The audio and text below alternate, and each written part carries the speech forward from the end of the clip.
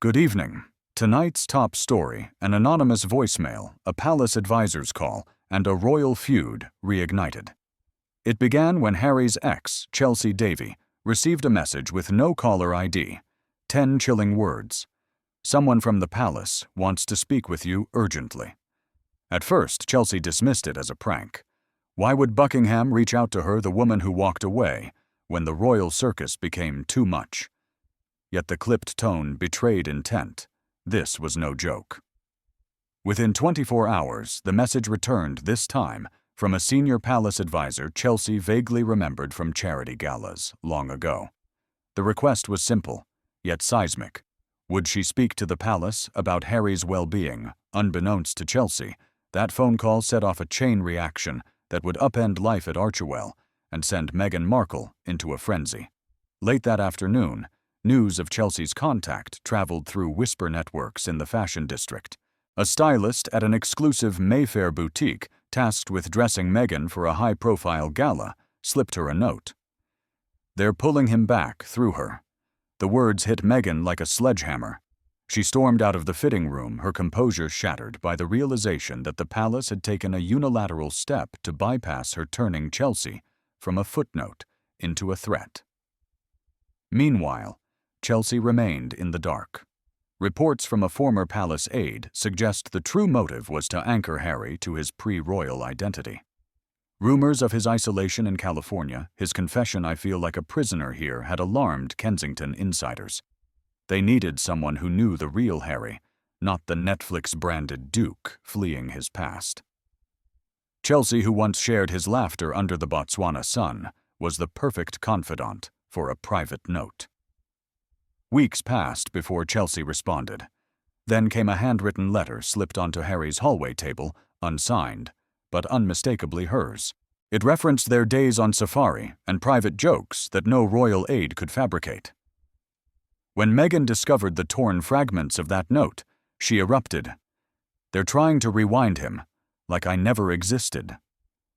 She canceled all scheduled Zoom calls with Netflix executives and retreated from public view for days. Yet Chelsea stayed silent. No interviews, no social media statement, no denial. And in that silence lay her power. Meghan's allies watched helplessly as the palace's gambit worked. Harry's ex was already influencing him without saying a word. Now Meghan faced a choice: let the past rewrite her present, or fight back with every tool at her disposal. In the wake of that torn letter, Meghan Markle shifted into overdrive. Sources inside Archewell reveal she convened her legal team not to sue Chelsea, but to draft an ominous boundary memo. The document, leaked by a junior staffer on Reddit, labeled any unsolicited contact from former romantic partners as coordinated psychological harassment. It warned that reputational sabotage would prompt swift legal action. The memo read like a chess move, cloaked in corporate jargon, an explicit signal to both palace advisors and Chelsea that Meghan would not yield ground. Behind closed doors, Meghan's panic was palpable. She reached out to a crisis PR strategist she hadn't consulted since her 2018 Vanity Fair cover fallout. Their plan: drown out Chelsea's silent influence with a splashy future announcement. Rumors swirled of an explosive sit-down interview, perhaps even with Joe Rogan, a platform known for its unfiltered conversations. Insiders confirm brainstorming sessions pitched the idea of Meghan owning the narrative through a no-holds-barred media blitz. Yet every pitch remained in draft form. Then came an unexpected twist. The palace went radio silent. No more letters to Harry. No further leaks about Chelsea. To Meghan, the silence was deafening, a sure sign the palace had orchestrated the entire sequence, baiting her into reaction. They wanted her to chase shadows, one advisor mused. By forcing Meghan's hand, the palace controlled the tempo, watched her scramble, while keeping Chelsea off the grid. Chelsea, meanwhile, maintained her vow of silence. She did not confirm or deny involvement, allowing speculation to flourish. In royal circles, silence is a weapon. In public perception, it breeds intrigue and loyalty. Viewers found themselves rooting for the woman who refused to play the game. Social media buzzed: Chelsea 1, Meghan 0, read one trending tweet. A dedicated fan account drew hundreds of thousands of comments sympathetic to Chelsea's restraint. Facing the palace's quiet strategy, Meghan escalated again, this time on social media. She posted a cryptic Instagram story, "You can't erase history by rewriting headlines." Whether aimed at Chelsea the palace or the press corps, the message ignited debate. Tabloid headlines splintered into factions: Markle strikes back versus Sussex ex machina. The spotlight shifted from Harry's mental health to Meghan's own narrative control. Amid the flurry, Harry stood at a crossroads. Insiders say he faced mounting pressure from both sides: loyalty to his wife versus gratitude to a woman who once understood him before the spotlight burned too bright. Ultimately, it was the palace's call that broke through. An unsigned note arrived at Meghan's door, quoting a family proverb: "Grace under fire is the truest measure of worth." No signature, no byline, just that whisper of royal expectation. That note marked a turning point. Meghan's legal threats and PR maneuvers, once formidable, now looked reactionary. Meanwhile, Chelsea's silent strength continued reshaping the narrative. And in the tension between fury and restraint, the lines of conflict blurred, leaving Harry to choose: stand with the woman who screamed, or the one who never spoke. As the palace's subtle message settled into the Sussex household, Meghan's entourage urgently sought a fresh tactic. With Chelsea still silent and Harry caught between two worlds, Meghan pivoted toward a more public frontier: Hollywood. Days after the cryptic history post, multiple outlets reported a discreet meeting at a Beverly Hills law office between Meghan and Netflix executives. Their goal: secure a high-profile documentary releasing her version of events before Chelsea's next move could gain traction. Yet per insiders, Netflix bristled at the timing. "We love her story," one source explained, "but panels on mental health and past relationships don't play as well as exclusive first-hand revelations." Meghan's proposal to interweave her royal journey with the Chelsea controversy stalled in committee as executives weighed the risk of appearing self-serving. Meanwhile, the palace's next move was strategic and surgical. Through a network of favored broadcasters, they arranged for Chelsea to appear on ITV's morning program, presenting her as the composed alternative to Meghan's escalating drama. When the interviewer asked, "Did you ever consider returning to royal life?" Chelsea replied with calm brevity, "I never chased the spotlight. I preferred building a life beyond it." The soundbite went viral. Chelsea's poised guest spot landed her directly in the public eye without a hint of vendetta. Back in California, Meghan's reaction was swift and unguarded. A friend of her former assistant revealed Meghan screamed into the phone, accusing palace insiders of rewriting the script behind her back. She canceled an eagerly anticipated Zoom call with Hollywood power brokers, wary now that any appearance risked fueling Chelsea's momentum. Leaks of her frustration poured into tabloids. Meghan felt blindsided and questioned her own team's loyalty. With public opinion swinging toward Chelsea's measured dignity, Meghan turned inward. She convened a mansion-wide strategy retreat at her Montecito estate, drafting an internal manifesto titled "Protect the Narrative." The document leaked unsurprisingly outlined guidelines for staff flag. Any unauthorized mention of Chelsea amplify Meghan's charitable work and pivot social media conversations toward female empowerment, not royal drama. It was an aggressive bid to reclaim control, but that maneuver backfired. Media analysts pointed out that repeated attempts to suppress Chelsea's name only fueled curiosity. Hashtags like #LeatherSpeak trended alongside calls for Meghan to stop chasing ghosts and let the X be the X. Commentary shows savored speculating whether Meghan's fixation on Chelsea betrayed deeper insecurities, suggesting that true confidence lies in embracing, not erasing, the past. Caught in this feedback loop, Meghan made a final gamble. She agreed to sit down, albeit with a friendly outlet, for a wide-ranging interview. The terms were carefully negotiated, open-ended questions about mental health activism and royal reform, rather than direct confrontation over Chelsea. The interview was billed as a reset, offering a new chapter. Promotional clips teased emotional revelations, but avoided any mention of Harry's ex. When the interview aired, metrics initially spiked. Viewers tuned in to witness Meghan's first on-camera statements since the palace's intervention. She spoke with passionate conviction about her charitable focus and life in California. Yet viewers noticed the conspicuous absence of any reference to Chelsea's name or role. Some praised her discretion. Others criticized her for sidestepping the centerpiece of the controversy. Online polls revealed a split verdict. 38% felt she handled it with grace, while 45% believed she ducked the tough questions.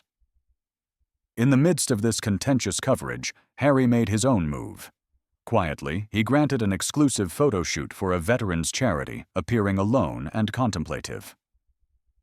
He issued a brief statement: "Our memories are best shared among friends." The phrasing, an unmistakable nod to Chelsea's handwritten note, sent a clear signal Harry recognized the power of silence. In the aftermath of Meghan's televised reset, the narrative battlefield tilted again. Media monitors reported that the interview's social engagement rapidly declined, while clips of Harry's solitary veterans event gained traction across YouTube and TikTok. Pundits noted the irony: Meghan had taken control of her story, only to see the public gravitate toward the silence she refused to embrace. Meanwhile, the palace's next maneuver unfolded behind the scenes. A senior advisor quietly leaked a dossier to select royal correspondence documenting Chelsea's successful transition to post-royal life, her philanthropic ventures in Zimbabwe, her private equity work, and her low-key speaking engagements. The dossier portrayed Chelsea as a model of stability, subtly contrasting Meghan's high-profile media maneuvers. By morning, headlines announced Harry's former flame found her calling.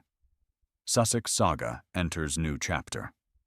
Feeling cornered, Meghan turned back to legal threats. An internal memo circulated among Archewell's staff, instructing them to flag any news outlet glorifying unauthorized royal sources and to prep cease and desist letters for those quoting palace leaks. But each leaked memo spurred fresh skepticism toward Meghan's motives, reinforcing the perception that she was weaponizing her privileges to stifle rival narratives. In those tense days, Chelsea maintained her dignified silence. Her only public appearance was at a closed-door charity gala. No press invited, no red carpet, glitz. Attendees reported she spoke passionately about empowering women entrepreneurs, eliciting standing ovations. Photos from the event spread on social feeds, often captioned simply, "Quiet Power." As Chelsea quietly rebuilt her reputation, Meghan's team scrambled to recast the conversation. They pitched stories highlighting her latest humanitarian project, mental health workshops for veterans in California. When one outlet ran the feature, Archewell's staff celebrated until comments poured in questioning why she was championing veterans, only after Harry's appearance with the charity. Commenters accused Meghan of piggybacking on his goodwill.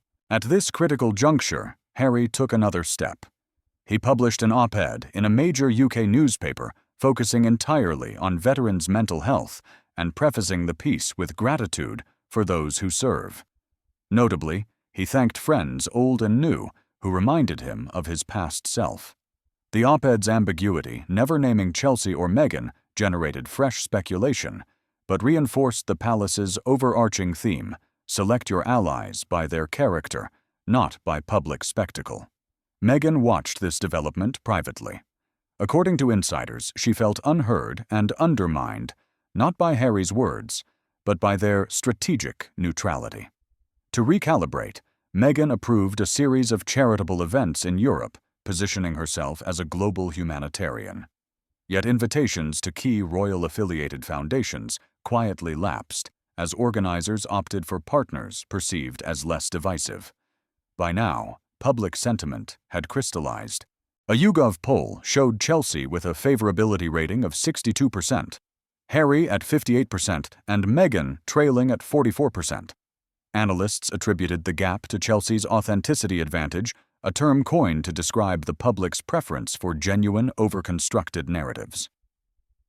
In defiance, Meghan greenlit a major rebrand of the Archewell website and social channels, featuring new logos, and a refreshed mission statement emphasizing community resilience. But feedback was muted. Traffic stats indicated minimal increases. Social media users mocked the effort as digital window dressing. With momentum slipping, Meghan's final gambit emerged a surprise pop-up live Q&A, streamed from her Montecito property. Announced with just 6 hours' notice, the event promised unfiltered answers about her life, her marriage, and the Chelsea saga. Yet only 12% of her subscriber base tuned in. Comments ranged from supportive inquiries to sharp critiques about evasion and attention-seeking. In the wake of the Q&A's underperformance, insiders say Meghan faced a reckoning. She convened her core team and asked bluntly, "How do I get them listening again?" The answer whispered in that conference room was simple: embrace silence as strength. By chasing headlines, she had relinquished the narrative's center stage to those who spoke softly but carried conviction. By the time autumn leaves began to fall on Montecito, the Sussex saga had drifted into a quieter phase, one shaped not by headlines, but by absence. Chelsea Davy, once a ghost in the palace's past, had become a living testament to authenticity. Her image adorned human interest segments highlighting her grassroots work in Zimbabwe, while her earlier ITV interview continued to circulate as an exemplar of composed candor. Meanwhile, Meghan Markle found herself at an inflection point. Her team's final proposal, a joint public forum on women's empowerment alongside Chelsea, was quietly shelved. Insiders say Dallas-based conference organizers declined to risk reigniting the feud, preferring speakers free from royal controversies. The message was clear: the world happily embraces cooperation, but rejects spectacle draped in discord.